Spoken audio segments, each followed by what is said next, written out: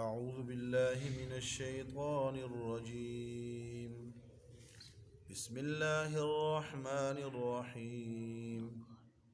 وقالوا كونوا هودا أو نصارى تهتدوا قل بل ملة إبراهيم حنيفا وما كان من المشركين. قولوا آمنا بالله وما أنزل إلينا وما أنزل إلى إبراهيم وإسماعيل وإسحاق ويعقوب والأسباط وما أوتي موسى وعيسى وما أوتي النبيون من ربهم لا نفرق بين أحد منهم ونحن له مسلمون. وقالوا اور کہا یہود اور نصارہ دونوں جماعتوں نے علیحدہ کونوا ہودن او نصارہ، اے محمد صلی اللہ علیہ وسلم اور ان کے اصحاب یہودی بن جاؤ یا نصرانی بن جاؤ، تہتدو تو تم ہدایت پالو گے. قل تو آپ ان سے کہہ دیجئے کہ نہ تو ہم یہودی بنتے ہیں اور نہ ہی ہم نصرانی، بلکہ ہم تو ملت ابراہیمیہ پہ چلنے والے ہیں. بل نتبع ملت ابراہیم، وہ ابراہیم جو اس حال میں تھے کہ سب سے کٹ کر صرف اللہ کی طرف ہونے والے تھے. وما کان من المشرکین، اور وہ مشرکین کی جماعت میں سے بھی نہیں تھے، بالکل شرک کے قریب بھی نہیں پھٹکے. قولو، ہاں ان کو کہہ دو کہ ہمارا ایمان اور ہمارا عقیدہ یہ ہے، آمنا باللہ، ہم ایمان لائے ہیں اللہ پر اس کے تمام تقاضوں کے ساتھ. وما انزل الینا، اور ہم ایمان لائے ہیں اس کتاب پر جو بواسطہ محمد صلی اللہ علیہ وسلم ہم پر اتاری گئی. وما انزل الی ابراہیم، اور اس کتاب پر ان صحائف پر بھی جو اتاری گئی تھی ابراہیم علیہ السلام کی طرف. واسماعیل، اور اسماعیل علیہ السلام، اسحاق اور یعقوب، والاسباط، اور ان کے اولاد میں سے جن پر جو کچھ اتارا گیا. وما اوتی موسیٰ وعیسیٰ، اور خصوصاً جو دیا گیا موسیٰ علیہ السلام اور عیسیٰ علیہ السلام کو جو وحی دی گئی. وما اوتی النبیون من ربہم، اور جو انبیاء بنی اسرائیل کے علاوہ باقی انبیاء کو جو کتابیں دی گئی، جو وحی دی گئی، من ربہم، ان کے رب کی طرف سے، ہم سب پر ایمان لائے ہیں. لا نفرق بین احد منہم، اور ہم فرق نہیں کرتے ان میں سے کسی ایک کے درمیان. وَنَحْنُ لَهُ مُسْلِمُونَ، اور ہم خاص اللہ کے تابع ہیں، اسی کو ماننے والے ہیں، اس کے ساتھ کسی نبی کو بھی شریک نہیں کرتے.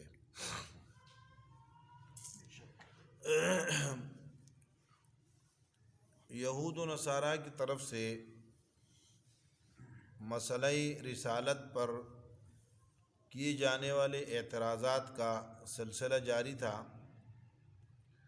اور گزشتہ درس تک 3 اعتراضات ان کے گزر چکے ہیں.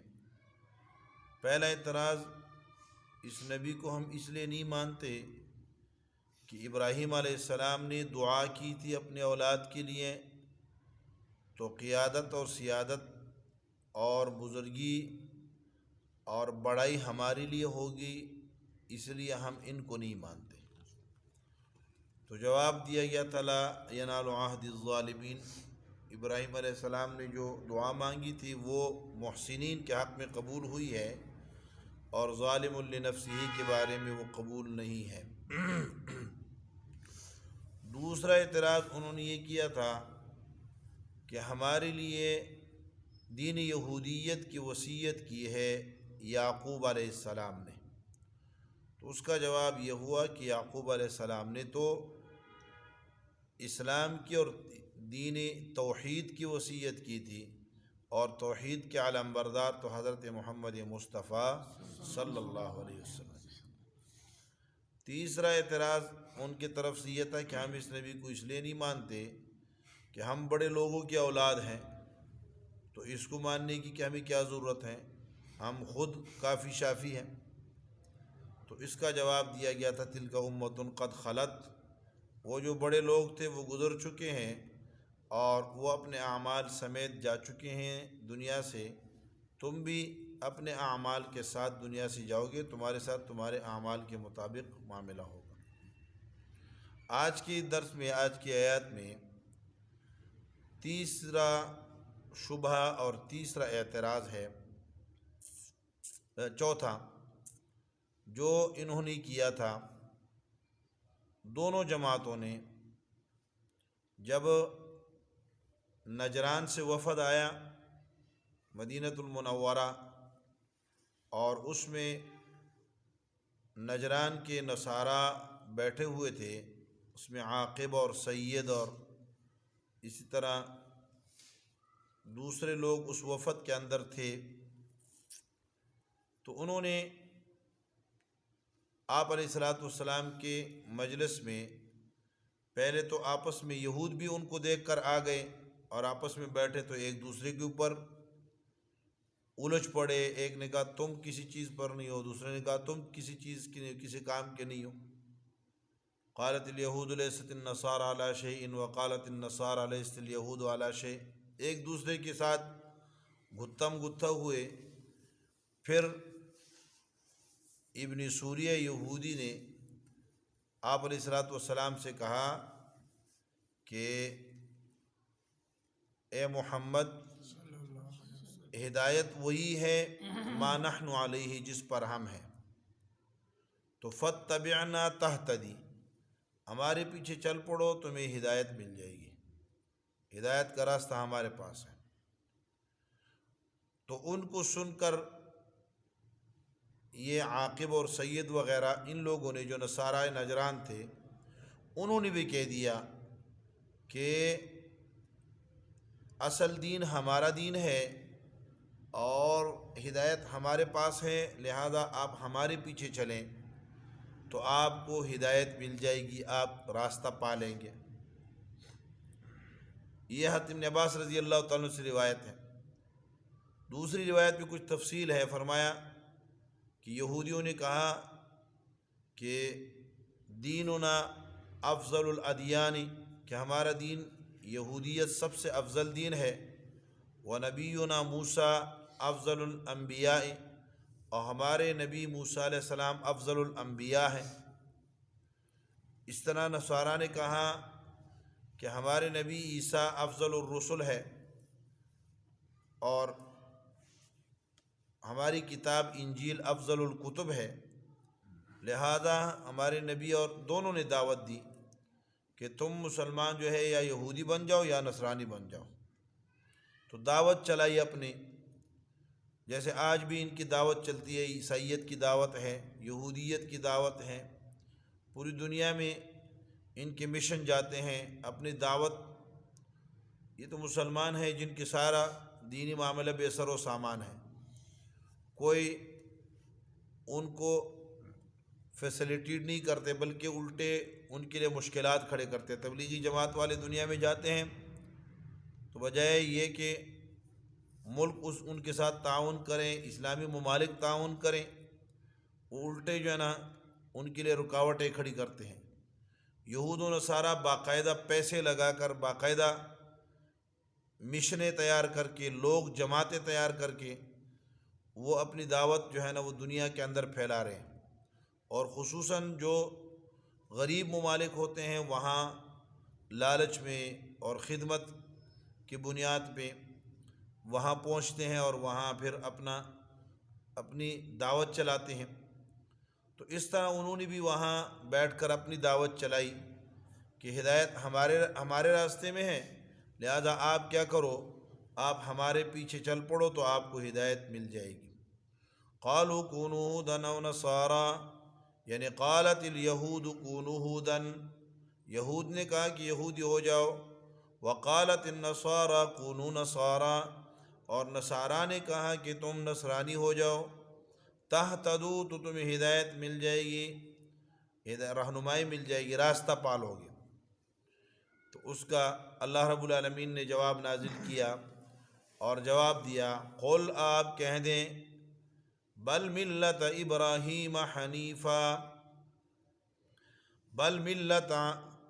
بل نحن علی ملت ابراہیم، ہم ملت ابراہیمیہ پر ہیں، بلکہ یہ معنی ہے، اعلیٰ محذوف حذف کیے گئے تو ملت منصوب ہو گیا، بل ملت ابراہیم حنیفا، بل نحن علی ملت ابراہیم حنیفا، ہم تو ابراہیم علیہ السلام کی ملت پر ہیں۔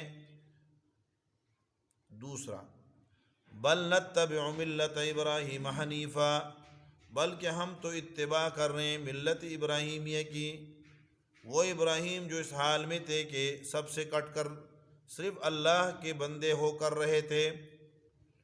یا تیسرا معنی یہ ہے، بل اتبعوا ایھا الیہود والنصارى ملت ابراہیم حنیفا، اے یہود و نصارہ تم ملت ابراہیمیہ کی تابعداری کر لو، شروع کر لو، تم ملت ابراہیمیہ سے بھٹک چکے ہو، تو ہدایت جو ہے وہ ملت ابراہیمیہ کے اندر موجود ہے، جو اول سے لے کر آخر تک، جو ابتدا سے لے کر انتہا تک ساری ہدایت ہی ہدایت ہے، اور پورا دین کامل ہے، جس پر اگر تم ان کی اتباع کرتے ہوئے چلو تو تمہیں بھی کیا ہو جائے، ہدایت مل جائے۔ تو یہاں گویا کہ تعریض ہے، ہم تو ملت ابراہیمیہ کے تابع ہیں، او بیوقوفو تم دعویٰ ملت ابراہیمیہ کی کرتے ہو اور ملت ابراہیمیہ سے بھٹکے ہوئے ہو، اس کے مطابق نہیں چل رہے ہو، ہدایت کا راستہ ملت ابراہیمیہ ہے۔ حنیفاً، اس حال میں کہ ابراہیم علیہ السلام سب سے کٹ جانے والے تھے، حنیف جو سب سے کٹ کر ایک کے ہو کر رہ جائے، وہ اللہ رب العالمین کی ذات ہے۔ وما کان من المشرکین، اور تم حنیف نہیں ہو، تم دین کی طرف، اللہ کی طرف مائل نہیں ہو، بلکہ اللہ کے غیر کی طرف۔ کسی نے عیسیٰ کو ابن اللہ کہہ کر اللہ کی شان میں گستاخی کی، اور کسی نے عزیر کو ابن اللہ کہہ کر، کسی نے اپنے بزرگوں کو اور آباء و اجداد کو اللہ کا، اور کسی نے اپنے احبار اور رہبان کو، اپنے مولوی اور پیروں کو اللہ کا شریک بنا کر ان کی وجہ سے کسی چیز کو حلال و حرام کہہ دیا، لہذا ملت ابراہیمیہ سے پھر چکے ہو۔ ایک، وما کان من المشرکین، یہ تفصیل ہے کس کی، حنفیت کی، حنیف اسے کہتے ہیں جو مشرکین میں سے نہ ہو۔ ایک ہے، یوں نہیں کہا کہ وما کان مشرکن، ابراہیم علیہ السلام مشرک نہیں تھے، یہ تو ممکن ہی نہیں ہے، ایسا تو تھا ہی نہیں کہ ابراہیم علیہ السلام مشرک تھے، یہ تو ناممکن ہے، بلکہ ما کان من المشرکین، شرک کی طرف ان کا میلان بھی نہیں تھا، شرک مشرکین کے ساتھ کوئی تھوڑی بہت نرمی، کوئی کسی کی جماعت کے اندر شرکت، ان کے ساتھ کوئی تعاون، کوئی ایسی کوئی چیز ہو تو فرمائیے تعبیر کر کے ما کان من المشرکین، وہ تو مشرکین میں سے بالکل تھے ہی نہیں۔ اور گویا کہ اس میں تعریض ہے، علماء نے لکھا ہے، مفسرین نے، کہ اس میں اشارہ ہے اس بات کی طرف کہ تم مشرک ہو، ابراہیم علیہ السلام مشرک نہیں تھے، اور تم ان کے مقابلے میں ان کا نام لے کر جو ہے نا شرک کر رہے۔ قولوا آمنا باللہ وما انزل الینا، جب مسلمانوں نے اپنے عقیدہ کا اظہار کیا اور آپ علیہ السلام نے بتا دیا کہ ہم ملت ابراہیمیہ پر ہیں، تو انہوں نے کہا اچھا، اس کا مطلب یہ ہے کہ آپ عیسیٰ علیہ السلام اور موسیٰ علیہ السلام کو نہیں مانتے۔ ہم بھی جب کہتے ہیں کہ اولیاء کرام قابل احترام ہیں، لیکن وہ کچھ کسی کو اللہ کے حکم کے بغیر کچھ دے لے نہیں سکتے، جب یہ کہتے ہیں تو اعتراض کرتے او ہو یہ اولیاء کے بڑے سخت گستاخ ہیں۔ بھائی گستاخی نہیں ہے، یہ حقیقت ہے۔ تو آپ علیہ السلام نے جب حقیقت بیان کی کہ کیا ہے، اللہ رب العالمین ہم ملت ابراہیمیہ پر ہیں، نہ ہم یہود کے تابع ہیں اور نہ نصارہ کے تابع ہیں، نہ تمہارے پیچھے آئیں گے اور نہ ہی نصارہ کے پیچھے جائیں گے، تم میں سے کسی ایک کی تابعداری نہیں کریں گے بلکہ ملت ابراہیمیہ کی تابعداری کریں گے۔ تو انہوں نے واویلا کر دیا، ہو عیسیٰ علیہ السلام اور موسیٰ علیہ السلام کا انکار کر دیا۔ وہ بھائی کدھر انکار کیا ہے؟ کہتے ہیں تم کہہ رہے ہو ملت ابراہیم، نتبع ملت ابراہیم حنیفہ، ملت ابراہیمیہ کی تابعداری کر رہے ہو، تو اس کا مطلب یہ ہے کہ تم کہہ رہے ہو کہ ہم عیسیٰ علیہ السلام اور موسیٰ علیہ السلام کو نہیں مانتے۔ تو ہم اگر ایک نبی کو نہیں مانتے تو ہم بھی تو کافر ہو جاتے ہیں، کافر ہو گئے، تو تم بھی نبی کو، انبیاء کو نہ ماننے کی وجہ سے کافر ہو گئے۔ یہ الٹا اعتراض کر دیا۔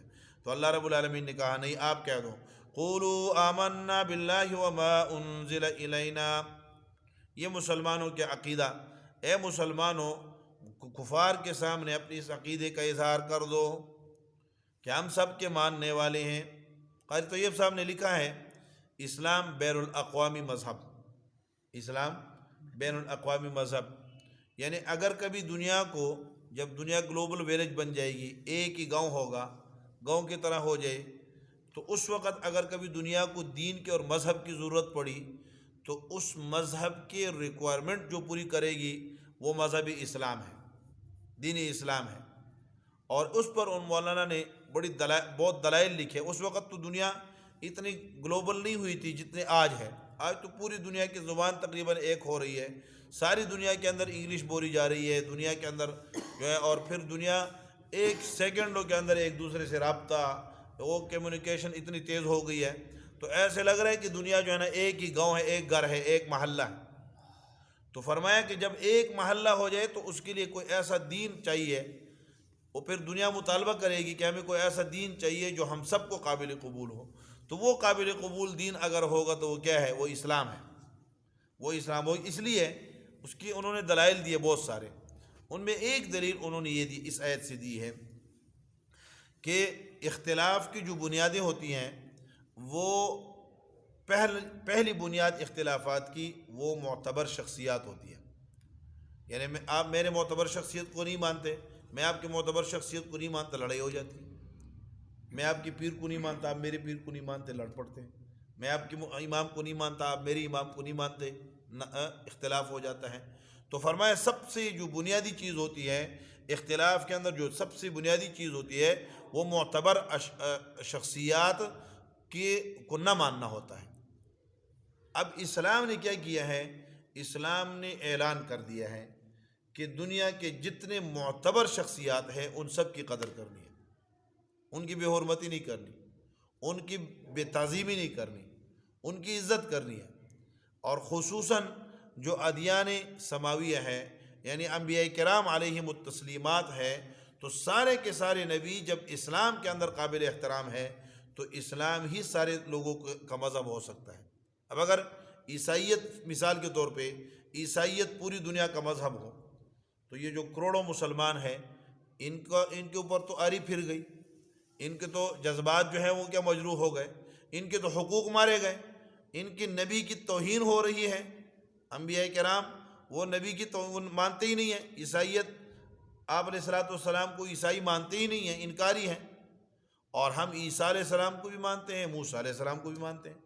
اگر یہودیت پوری دنیا کا مذہب ہو جائے تو عیسائیوں اور مسلمانوں دونوں کے لیے کیا ہو جائے گا؟ دونوں کے جذبات مجروح ہوں گے، دونوں کے لیے مسئلہ بن جائے گا۔ لیکن اسلام میں یہودیوں کے لیے بھی مسئلہ نہیں بن رہا، عیسائیوں کے لیے بھی مسئلہ نہیں بن رہا۔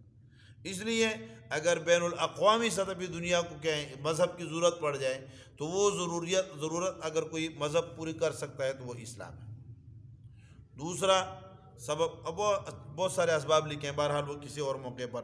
تو فرمایا کہ پہلا جو سبب ہے کہ معتبر شخصیات کا احترام کیا جائے وہ یہ ہے، مسلمان اپنے عقیدے میں اعلان کرتا ہے، قولو، اے مسلمانوں آپ ان کفار کے سامنے کہہ دو، آمنا باللہ، ہم اللہ پر ایمان لائے ہیں۔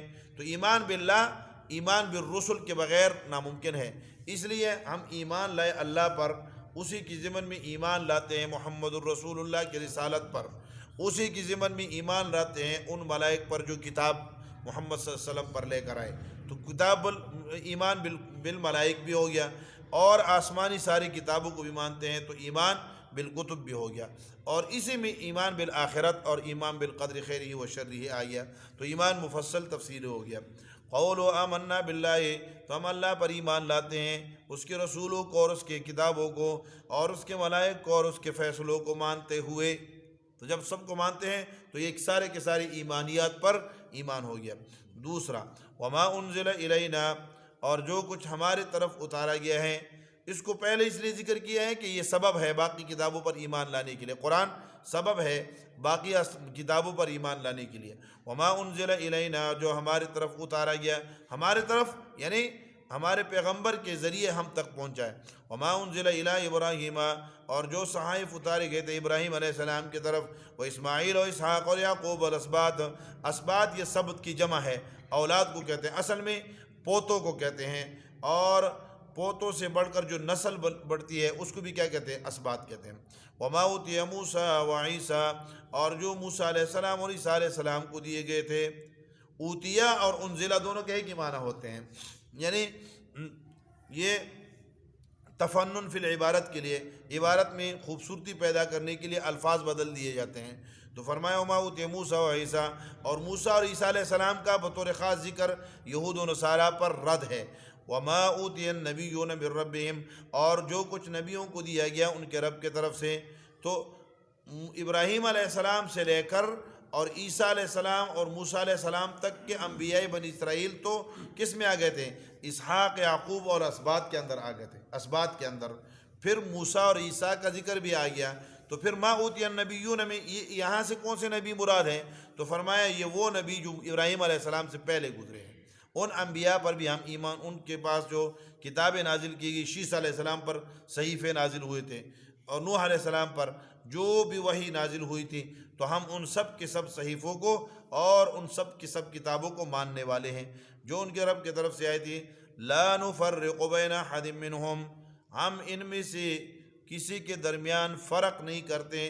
یہ احد بین کا لفظ جو ہے نا، یہ عربی گرامر میں متعدد کے لیے آتا ہے، متعدد بہت ساری چیزیں ہیں، تو بین ہذین، ان دو چیزوں کے درمیان، بین ہؤلاء، ان ساری چیزوں کے درمیان، تو یہ بین، لیکن یہ احدین جب نفی کے بعد آتا ہے، لا نفرق ہے، تو پھر احدین یہ جمع کے لیے آتا ہے۔ احد کا معنی اصل میں احد کا معنی ایک ہوتا ہے، لیکن جب یہ کیا ہے نفی کے بعد آتا ہے تو پھر اس کے معنی میں جمعیت آ جاتی ہے۔ وہ اس طرح دیکھو، ہم کہتے ہیں نا میں نے ایک بھی روپیہ، میں نے آپ کو ایک بھی روپیہ نہیں دینا، میں نے آپ کو ایک بھی روپیہ نہیں دینا، اس کا معنی یہ ہے کہ میں نے آپ کو بہت سارے روپے نہیں دینے، یہ نہیں کہ ایک روپیہ نہیں دینا، میں نے آپ کو ایک بھی روپیہ نہیں دینا، مطلب کیا ہے؟ میں نے آپ کو کچھ بھی نہیں دینا، بہت ساری چیزیں میں نے آپ کو نہیں دینے، میں نے آپ کو ہزاروں لاکھوں روپے نہیں دینا۔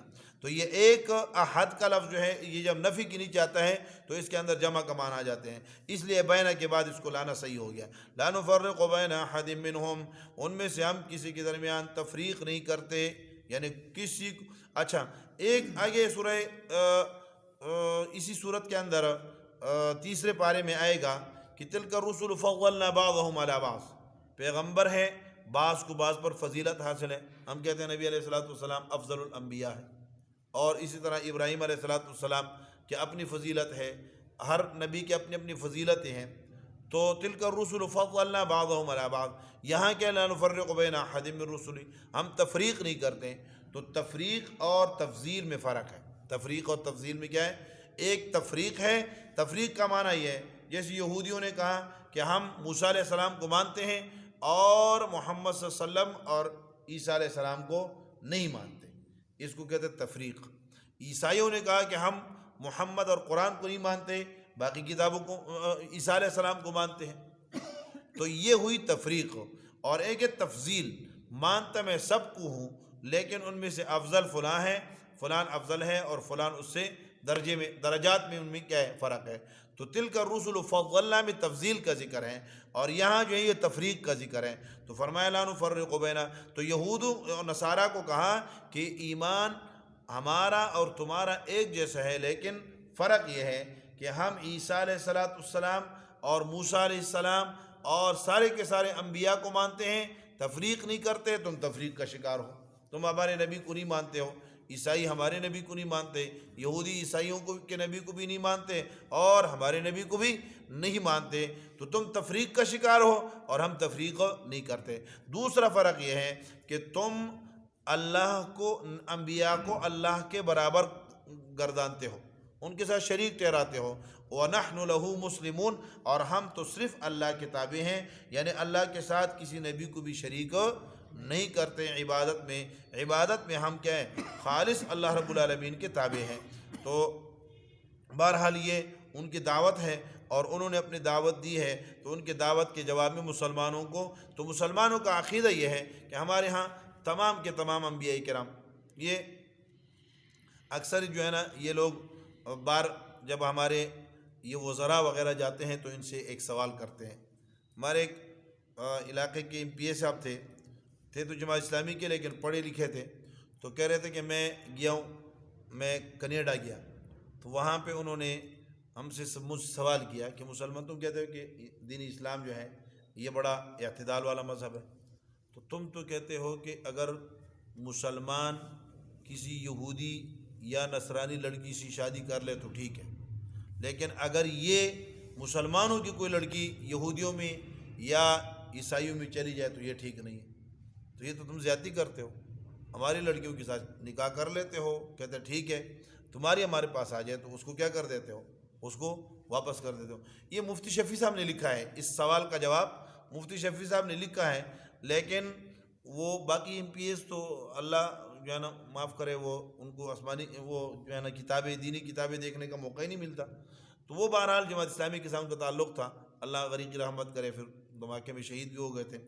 تو کہنے لگے کہ میں نے جو ہے نا ان کو کہا کہ ہاں یہ بات تو ٹھیک ہے، لیکن یہ اسلام جو ہے یہ بڑا جو ہے نا امن پسند مذہب ہے، تو اصل بات یہ ہے کہ اگر آپ کی لڑکی ہمارے گھر میں آئے گی، اگر یہودیوں کی لڑکی آئے گی تو ہم موسیٰ علیہ السلام کی قدر کرتے ہیں، ان کا احترام دیکھے گی، عیسائی لڑکی آئے گی تو وہ بھی اپنے نبی کا احترام دیکھے گی۔